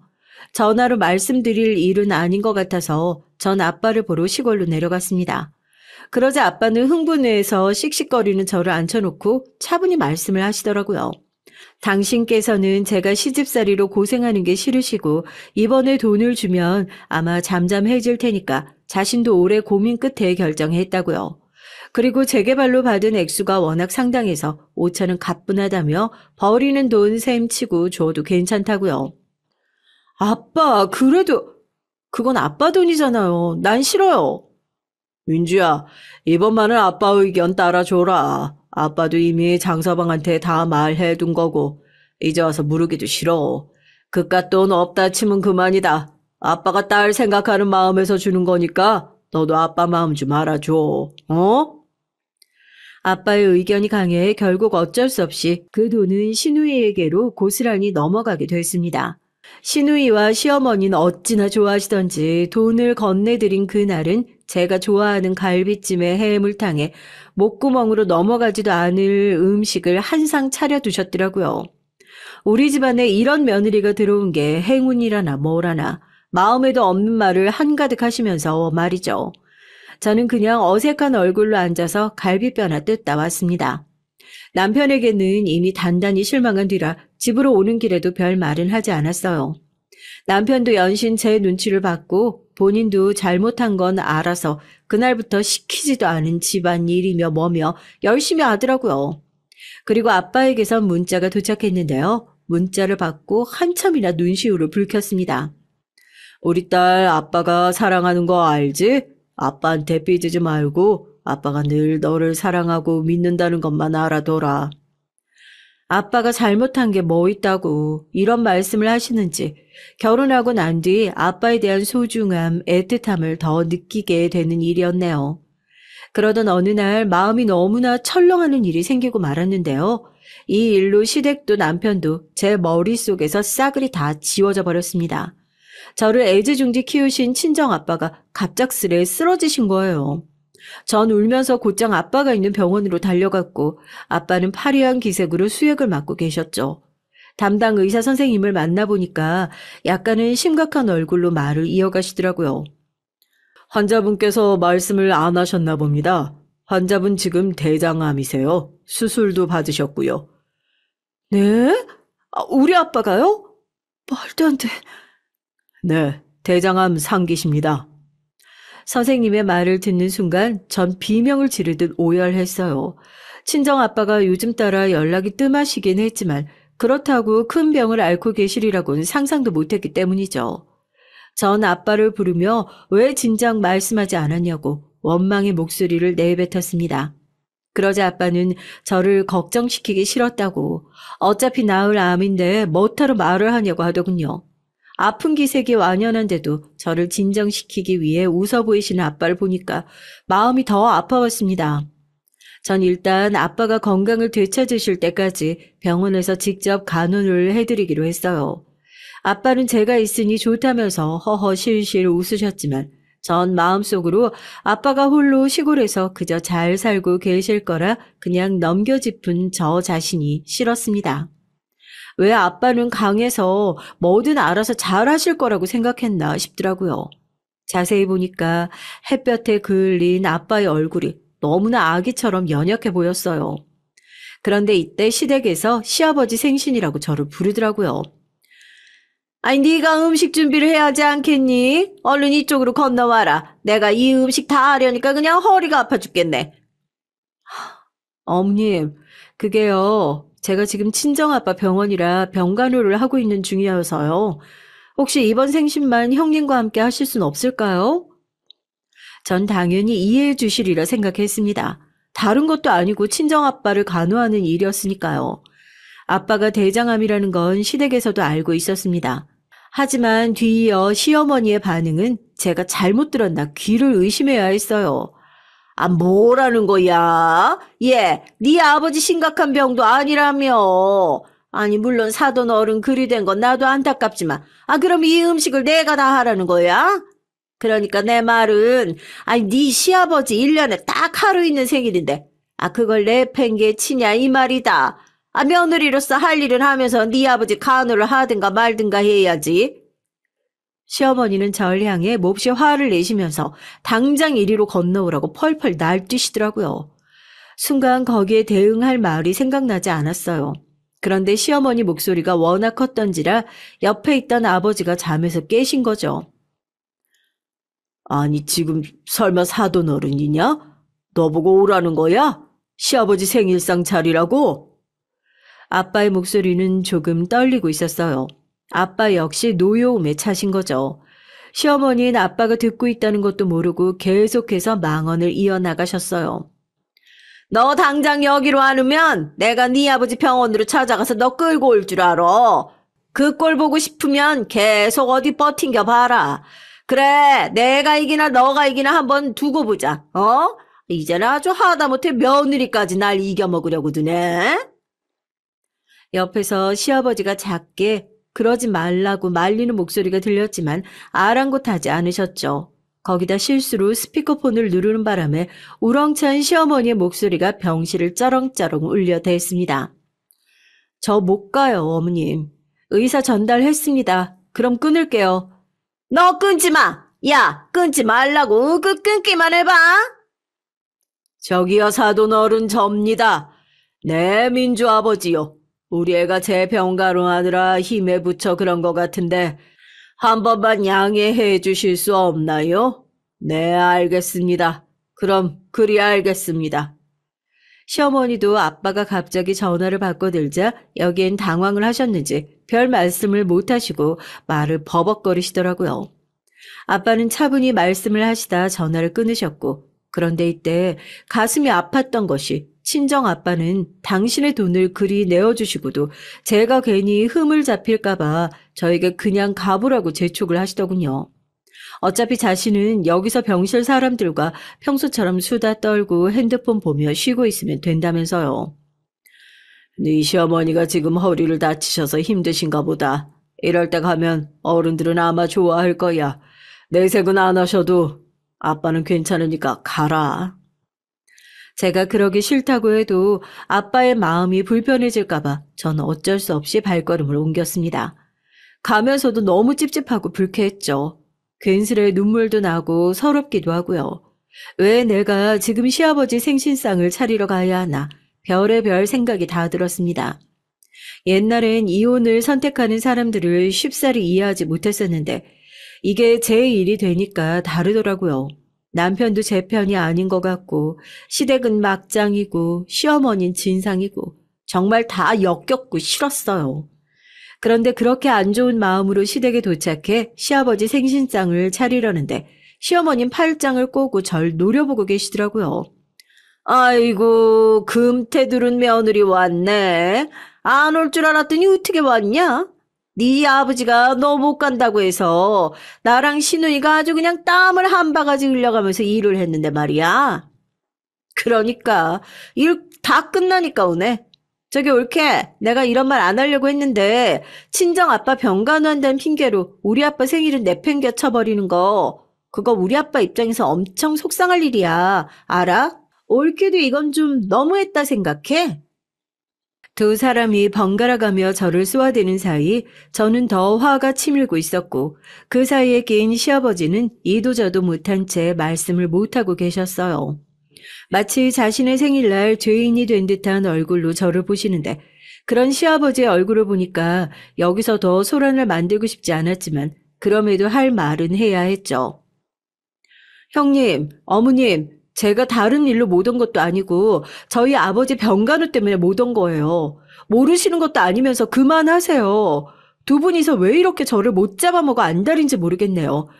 쥐 잡듯 들들 볶는 거 저도 너무 지치고 힘들어요. 그리고 이런 날 제 남편 부를 수도 있는 거 아닌가요? 왜 집에서 편히 쉬고 있는 남편을 안 부르고 저를 부르시는 건데요? 전 그것도 이해가 안 되네요. 뭐라고? 아니, 너야말로 머리가 어떻게 된 거니? 아, 왜 걔가 부엌에 들어가 일을 해? 거기서부터 또 시작이 됐죠. 남자는 부엌에 들어가는 거 아니다. 그런 말을 도대체 어디서 배웠냐? 어디서 배워먹은 버르장머리냐? 비슷한 말들이 반복되는 이 말씨름에 환멸이 날 지경이었습니다. 거기서 저희 아빠 돈을 5천이나 받은 시누이는 시어머니 말에 얼씨구나 맞다 맞장구를 쳐가며 버릇없는 며느리로 저를 몰아가고 있었죠. 그런데 이때 갑자기 비밀번호 키 누르는 소리가 들리더라고요. 남편이 들어온 거였습니다. 자다 일어난 새집 모양의 머리로 들어온 남편은 잠시 이 광경을 보다 무슨 일이냐고 묻더군요. 제가 울먹으며 그대로 설명을 해줬더니 남편은 이런 대답을 내놓았습니다. 아이, 참, 당신도 적당히 하지 그랬어. 내가 그랬잖아. 사람이 늘 중간을 지킬 줄 알아야 한다고. 엄마, 누나 이해해줘요. 이 사람이 요즘 장인어른 때문에 신경이 많이 예민하고 날카롭잖아. 실화일까요? 이걸 어떻게 받아들여야 할지 도저히 모르겠더라고요. 제가 한마디를 하려던 차에 시어머니는 더 기세가 등등해져서 잽싸게 끼어들었습니다. 아유, 아들, 나 날카로운 며느리 비위 맞추기 힘들어. 엄마도 이제 나이 들었다고. 아까는 제가 뭐라는지 아니? 너 왜 안 부르고 자기를 부르냐고 그러더라. 아니, 네가 무슨 요리를 할 줄 안다고 저런 말을 짓거리고 있는지. 난 아무튼 제 비위 못 맞추겠으니까 네가 어떻게든 해봐라. 아유, 마누라 교육을 잘 시키든 키를 잘 들이란 말이야. 어머님! 교육을 시키란 말에 화가 나 제가 획 소리를 질러버렸어요. 마음 같아선 당장이라도 이혼을 외치고 싶은 심정이었습니다. 당신 아들 반품할 테니 데려가려고요. 하지만 이 끝은 너무나 기가 막히게 끝나버렸어요. 바로 시아버지가 참다 못해 한마디를 지르신 것이었죠. 아, 그만들 좀 해. 시끄러워 죽겠어. 그깟 생일 안 챙겨줘도 되니까 당신도 며느리 그만 잡고. 시아버지가 정리를 해버렸으니 저는 그 길로 바로 시댁 문을 박차고 나갔습니다. 서로 눈물이 흐르려는 걸 꾹 참으면서요. 남편과는 냉전에 돌입했어요. 각방을 쓰고 말 한마디도 섞지 않은 채 그렇게 저 나름의 시위를 이어간 것이었고요. 웃긴 건 남편도 전처럼 눈치를 보지 않더라고요. 오히려 뻔뻔하게 자기 아침상 차려 먹고 설거지도 안 한 채 그대로 집을 나가 들어올 땐 술에 잔뜩 취한 채 노래로 흥얼거리면서 들어오더라고요. 얼마나 꼴보기 싫던지요. 그 소리가 듣기 싫어서 귀마개를 하고 잠을 청해야 했습니다. 덕분에 저희의 아이 계획도 없던 걸로 됐어요. 하지만 그러던 어느 날 더더욱이나 마음을 심란하게 하는 일이 생겼는데요. 바로 저희 친정아빠의 병이 차도가 없었다는 겁니다. 항암 치료를 받으시고 바로 좋아질 거라는 기대는 안 했지만 아빠는 다시 병원을 왔다 갔다 해야 하실 정도로 힘들어 하셨어요.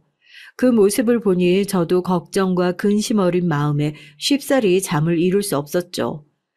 이를 터놓을 수 있는 형제 자매도 없으니까 더 그랬죠. 그땐 처음으로 나에게 친정 식구가 한 명이라도 더 있었으면 좋겠다라는 생각이 들더라고요. 그리고 문득 깨달았습니다. 저희 친정 아빠가 그 자리를 다 채워주고 계셨다는 것을요. 엄마의 자리도 친구의 자리도 아빠는 마치 그게 당신이 해야 할 몫인 것처럼 알게 모르게 채워주고 계셨어요. 그리고 전 지금껏 그것을 미처 몰랐던 부끄러움에 속절없는 눈물이 흘렀습니다. 민주야, 힘들지? 아빠가 아프니까 우리 딸이 고생이네. 아니야, 고생이긴. 아픈 당사자인 아빠만 하겠어? 난 하나도 힘들지 않아. 그냥 아빠가 얼른 건강해졌으면 좋겠어. 내가 어제 교회 가서 기도드렸어. 난 그런 신 믿지도 않는데 아빠 얼른 나아지라고. 아빠는 저의 마음을 안다는 듯 손을 잡아주셨습니다. 그 온기에 눈시울이 또 한 번 붉어졌어요. 그렇게 간절한 희망으로 아빠를 간호하고 있었네요. 그런데 남편이 이런 저를 향해 스치듯 말을 하는데 그것이 또 도화선이 되어 저와 남편의 사이를 완전히 멀어지게 만들었습니다. 아니, 당신 허구한 날 거기 왔다 갔다 하느라 집안일은 완전 엉망되고 있는 거 알아? 거기다 이번에 회사까지 퇴직한다고? 아니, 솔직히 난 모르겠네. 어르신들 병이야 자연스레 안 좋았다 좋았다 할 건데 그때마다 다 팽개치고 거기 갈 거야? 당신은 가만 보면 생각이 없는 사람 같아. 무슨 효녀 심청도 아니고 그러는 거 좀 웃긴다. 당신 지금 뭐라 그랬어? 내가 퇴사한 게 당신한테 무슨 영향이 간다고? 우리 집 생활비가 줄어들어서? 정확히 말하면 당신이 쓸 수 있는 돈이 줄어서? 그리고 우리 아빠가 지금 생사의 고비를 넘기며 힘겹게 버티시는 중인데 유일한 자식인 내가 그 곁 지키는 건 당연한 거 아니야? 그러자 남편은 발끈하며 본심을 꺼내놓더라고요. 자신은 처음부터 자기 엄마에게 반항하는 제 모습이 꼴보기 싫었는데 꾹 참고 편 들어줬더니 이젠 모든 걸 제 멋대로 결정하는 게 자신을 무시하는 거라고요. 나도 당신한테 질릴 만큼 질렸어. 참나, 가진 거 없는 출신에 사람 하나만 보고 결혼했더니 낭을 치고 후회한다.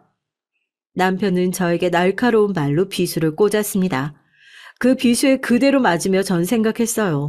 아이가 없을 때 이혼을 결정해야겠다고요. 이제는 때가 됐다고요.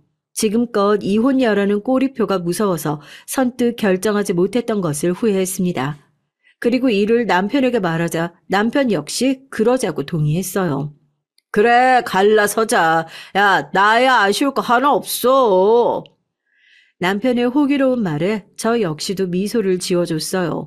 결정을 내렸지만 아직 병이 완쾌되지 않은 아빠에게 이 사실을 말하자니 마음에 걸리더라고요.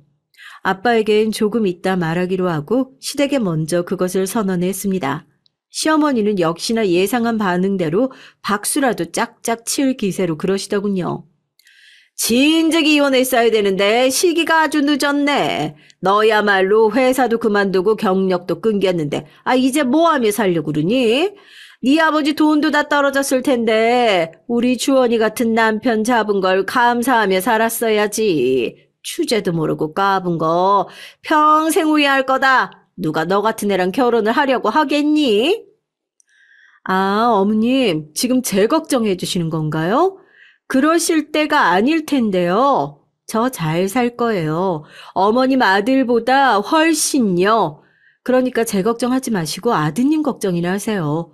회사에서 평판 안 좋고 일 안 해서 곧 잘릴 위기 놓일 사람을 걱정하는 게 맞지 않겠어요? 누가 잘리긴. 말 같지 않은 소리하고 앉아있네. 사실 남편이나 시어머니가 이렇게 당당하게 나올 수 있는 것은 제가 아빠에게 받았던 금액을 일부분 속였기 때문입니다. 남편은 제게로 넘어올 돈이 없다고 생각했으니까요. 그러나 사실은 그게 아니었습니다. 아빠는 재개발로 서울 지역의 아파트 2채를 사고도 남은 돈을 받으셨고 실제로 건물을 사서 그것을 제 명의로 해두셨어요. 당신께서 몸이 다시 아파지고 나니 혹시 모를 일을 걱정하시면서요. 민주야, 혹시나 아빠가 잘못되면 이 돈으로 편히 살아야 된다. 물론 잘못될 일은 없겠지만 혹시 모르니까. 아빠, 왜 그런 말을 해? 그런 말 하지 마. 내가 어떻게든 아빠 낫게 할 거야. 저의 간절함을 드디어 하늘이 알아주신 건지 아빠는 제가 남편과 이혼을 결정했을 때쯤 몸이 점차 나아지시기 시작했어요. 시골로 돌아가실 수 있게 됐죠. 전 아빠가 제 명의로 해둔 건물을 관리하며 그 주변에 집을 하나 샀고요. 이제 남편과 이혼 서류에 사인하고 혼자가 될 날만을 고대하고 있었습니다. 그런데 어느 날 그 광경을 보고선 순순히 남편과 이혼해줄 생각을 접게 됐어요. 잠깐 집에 두고 온 짐이 있어서 가지러 갔다가 그만 남편과 상간녀 간의 대화를 듣게 된 것이었죠. 둘 사이는 못해도 1년은 돼 있었고 상간녀는 언제 이혼하냐며 남편을 재촉하고 있었습니다. 당신 바람 폈어? 난 다른 건 몰라도 바람은 못 참아. 곱게 이혼은 안 되겠다.